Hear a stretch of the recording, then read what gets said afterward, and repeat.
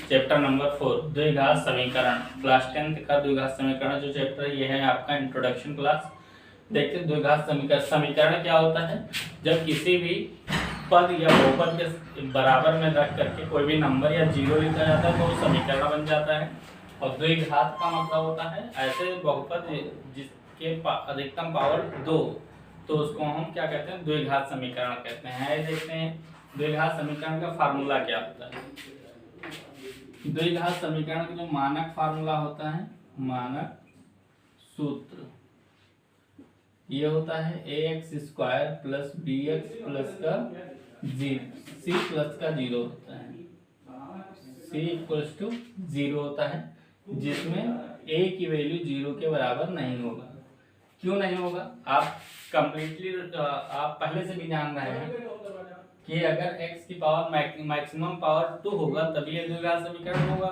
अगर a की value हम 0 के बराबर रख देंगे तो a का मल्टीप्लाई x² के साथ में होगा। सपोज करो हम a की वैल्यू ले लें 0, ठीक, तो 0 मल्टीप्लाई x² प्लस का bx प्लस का c बराबर का 0, ये पूरा टर्म क्या हो जाएगा, 0 हो जाएगा। तो ये बचेगा 2b प्लस का c इक्वल्स टू 0। अब यहाँ पे जो मैक्सिमम पावर है x की वैल्यू, यहाँ पे जो इक्वेशन समीकरण का जो मैक्सिमम पावर होगा वो 2 होगा अगर द्विघात समीकरण होगा। क्या यहाँ पे मैक्सिमम पावर 2 रह गया है, नहीं रह पाया है, इसलिए द्विघात समीकरण नहीं होगा। इसीलिए हम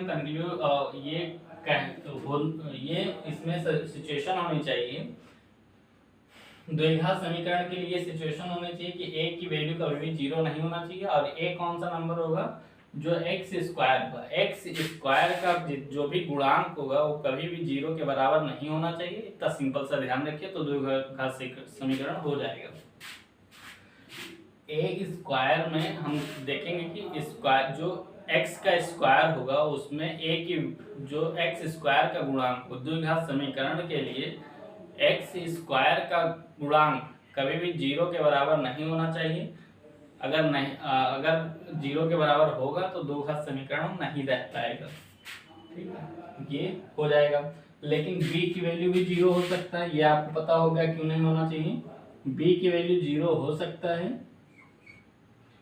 c की वैल्यू भी 0 हो सकता है। अगर b की वैल्यू 0 रखेंगे या c की वैल्यू 0 रखेंगे तो द्विघात पे कोई प्रभाव नहीं पड़ेगा, जिसकी वजह से वो द्विघात समीकरण ही रहेगा। देखो हम प्रूफ करते हैं। ax² प्लस b की वैल्यू हम 0 रखेंगे तो b की जगह पे 0 मल्टीप्लाई x प्लस का c बराबर का 0 लिखेंगे। यहाँ पे ax² प्लस का 0 प्लस का c बराबर का क्या हो जाएगा, 0। यहाँ देखो मैक्सिमम पावर अभी क्या घात क्या रह गया है, 2 रह गया है। अगर मैक्सिमम पावर 2 रह गया है तो ये द्विघात समीकरण है। आइए ये बात समझ में आया होगा कि b की वैल्यू क्या होना चाहिए, 0 हो सकता है, c की वैल्यू भी 0 हो सकता है द्विघात समीकरण में। जैसे ax² प्लस का bx प्लस का c बराबर का 0, सॉरी c की जगह पे हम क्या पुट कर देंगे, 0। अभी भी इसका मैक्सिमम पावर कितना रह गया है, 2। समझ में आया क्या, ठीक। अगर हम b की वैल्यू और c की वैल्यू एक साथ भी हम 0 रख सकते हैं तो भी द्विघात समीकरण होगा। b की वैल्यू भी 0 और c की वैल्यू भी 0, तो ये बचेगा ax² इधर देखिए, ax² plus 0 multiply x plus का c बराबर का 0, ये हम कर सकते हैं। तो यहाँ पे क्या हो जाएगा, ax² प्लस का 0 प्लस का 0 इक्वल्स टू 0 हो जाएगा। तो अभी भी मैक्सिमम पावर कितना रह गया है, 2, इसलिए क्या हो सकता है, द्विघात समीकरण हो सकता है। सिंपली आपको ये ध्यान देना है कि जो x² का कोफिशिएंट गुणांक होगा वो कभी भी 0 के बराबर नहीं होगा। बाकी कोई भी टर्म्स 0 हो सकता है, b भी 0 हो सकता है, x भी 0 हो सकता है, ठीक। ये इसका मानक सूत्र होता है।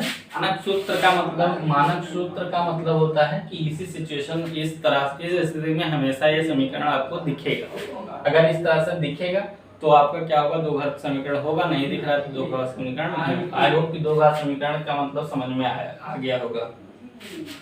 स्क्रीनशॉट ले लीजिए। फार्मूला हम लिखते थे एक्स स्क्वायर प्लस का बी एक्स प्लस का सी बराबर का 0। मूल की प्रकृति,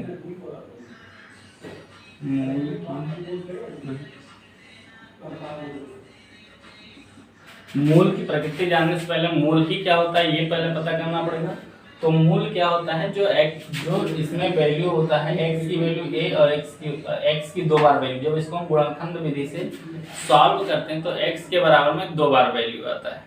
ठीक, जैसे हम एग्जांपल एक ले लेते हैं, तो एक्स स्क्वायर माइनस का एक्स माइनस का 12 ये एग्जांपल ले लिए हैं। इसको गुणनखंड विधि से जो बीच वाला टर्म होता है इसको जोड़ घटा करके लाना होता है, इसका फैक्टर करना होता है, गुणनखंड करना होता है। तो ये हो जाएगा x square minus 4x plus का 3x माइनस का 12, x कॉमन ले लेंगे, x माइनस का 4 हो जाएगा और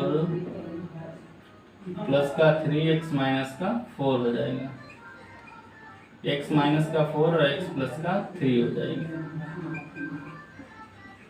समीकरण होने के लिए इनमें सब में क्या होना चाहिए, 0 होना चाहिए। ठीक, अब इसको लिख सकते हैं x माइनस 4 इक्वल्स टू 0 और x इक्वल्स टू क्या लिख सकते हैं 4। ये माइनस का 4 उधर जाएगा तो प्लस में चेंज हो जाएगा। इधर देखिए x प्लस का 3 बराबर का 0 हो जाएगा, x बराबर का क्या होगा माइनस का 3 हो जाएगा। यहाँ पे जो x की वैल्यू 2 बार आया है, एक बार 4 आया है, एक बार 3 आया है। ठीक, यही क्या होती है इस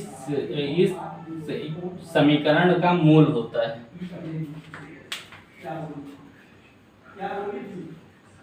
क्या होता है, ये समीकरण का मूल होता है।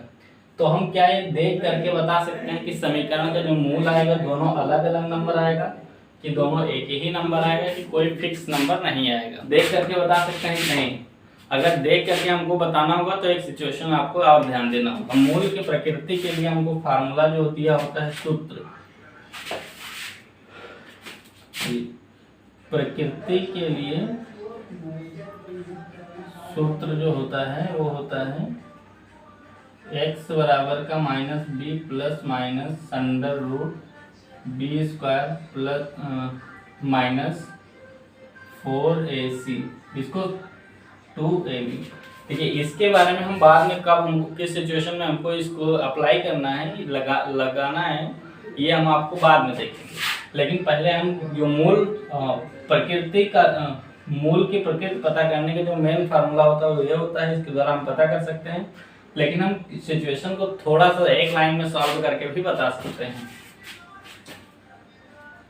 ये बी स्क्वायर माइनस 4ac, इससे हम तुलना करेंगे। अगर इससे ये वाली वैल्यू बड़ा हो जा रहा है इसका मतलब दो भिन्न वास्तविक मूल आएगा। क्या आएगा, दो भिन्न का मतलब होता है अलग अलग, वास्तविक मूल आएगा, वास्तविक मूल।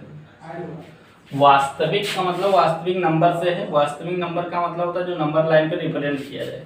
और भिन्न का मतलब होता है अलग अलग, और दो मूल का मतलब x की वैल्यू 2 बार आएगा। तो यहाँ पे देखिए x की वैल्यू 2 बार आया, एक बार 4 आया, एक बार -3 आया, तो दो अलग अलग आया, तो दो भिन्न आएंगे। वास्तविक मूल्य का मतलब होता है नंबर लाइन पर रिप्रेजेंट करें तो इसको रिप्रेजेंट कर सकते हैं। आई होप ये बात समझ में आया होगा। ठीक, अगर बी स्क्वायर माइनस का 4ac बराबर का क्या हो जाए 0 के बराबर होगा। अगर ये सिचुएशन बनती है कि बी स्क्वायर माइनस 4ac हम अगर सॉल्व करें और दोनों तरफ बराबर आ जाए, मतलब 0 की वैल्यू के साथ में आ जाए, तो वो हो जाएगा इसके दो वास्तविक समान भिन्न होंगे, समान मूल। मतलब जो x की वैल्यू यहाँ 4 आया वहाँ यहाँ भी 4 आएगा, यहाँ -3 आया, -3 यहाँ पे भी आएगा।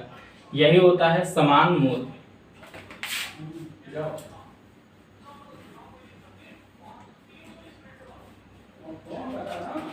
x की वैल्यू यहाँ पे 4 आया तो यहाँ पे भी 4 आएगा, यहाँ पे -3 आया तो -3 आएगा। इसी को हम समान मूल कहते हैं। समान मूल अगर आता है दोनों बार x की वैल्यू सेम आती है। ठीक, तो समान मूल होगा। लेकिन B square minus 4ac greater than 0 आ रहा है तो ये क्या हो जाएगा, कोई मूल नहीं होगा। कोई वास्तविक मूल नहीं होगा। कोई वास्तविक मूल क्या होगा, नहीं होगा। ऐसे समझ लीजिए कि किसी भी जैसे पासिंग मार्क जो होता है 40% होता है, मान के चलो, तो 40% से अगर ज़्यादा है तो वो पास है, 40% के बराबर है तो एकदम मतलब पास ही हुआ है खाली, और 40% से कम है तो वो फेल है। ठीक, ऐसे हम कंपेयर कर सकते हैं। 40 मतलब 0 से अगर नंबर बढ़ा रहा है तो दो अलग अलग भिन्न आ जाएंगे, मान आ जाएगा मूल का, और बराबर हो रहा है तो समान भिन्न होगा, और 0 से बड़ा हो जा रहा है, 0 से ये छोटा हो जा रहा है, 0 बड़ा हो जा रहा है, तो क्या होगा, कोई उसका भिन्न नहीं हो पाएगा। ठीक है, और इसके आगे का देखेंगे हम नेक्स्ट वीडियो में। Thank you.